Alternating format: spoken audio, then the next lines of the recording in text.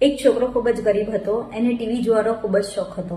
મોહલ્લામાં એક સજ્જને ત્યાં ટીવી હતું. એમનું મૂડ સારું હોય તો તે ટીવી જોવા દે અને જો મૂડ ખરાબ હોય તો તે દરવાજો જ ના ખોલે. એ સમયે દૂરદર્શનની ચેનલ ઉપર અડધી ફિલ્મ શનિવારે બતાવવામાં આવતી હતી અને એનો અડધો ભાગ રવિવારે બતાવવામાં આવતો હતો. એક શનિવારે આ છોકરો પેલા સજ્જનને ત્યાં એક ફિલ્મ જોવા ગયો. હવે અડધો ભાગ જોવા માટે રવિવારે ખૂબ જ ઉત્સાહથી તૈયાર થઈને સજ્જનને ત્યાં ગયો તો સજ્જને દરવાજો જ ના ખોલ્યો. તો નિરાશ થઈને ઘરે આવ્યો. હવે એનો નિરાશ થયેલો ચહેરો જોઈને એની માતાએ પૂછ્યું તો પહેલા તો એ છોકરાએ કઈ જવાબ નહીં આપ્યો અને પછી એણે જણાવ્યું કે ગઈકાલે અડધી ફિલ્મ જોઈ હતી અને આજે અડધી ફિલ્મ જોવાનું ખૂબ જ મન હતું, પરંતુ બાજુવાળા કાકાએ દરવાજો જ ના ખોલ્યો.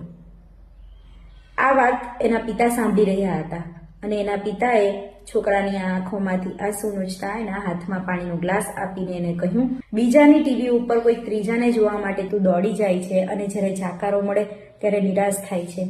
એના કરતાં એવું કર કે બધા તને ટીવી ઉપર જુએ. પિતાની એક ટકોર અને પડોશીનો એક જાકારો આ છોકરા માટે સફળતાની સીડી બન્યા. છોકરાએ ખૂબ જ મહેનત કરી અને દેશનો એક સફળ પત્રકાર બન્યો અને જનતાનો વકીલ બનીને ટીવી ઉપર સેલિબ્રિટીઓ ઉપર મુકદ્દમો ચલાવવા લાગ્યો. આ છોકરો એટલે આપકી અદાલત કાર્યક્રમના એક સફળ સંચાલક શ્રી રજત શર્મા.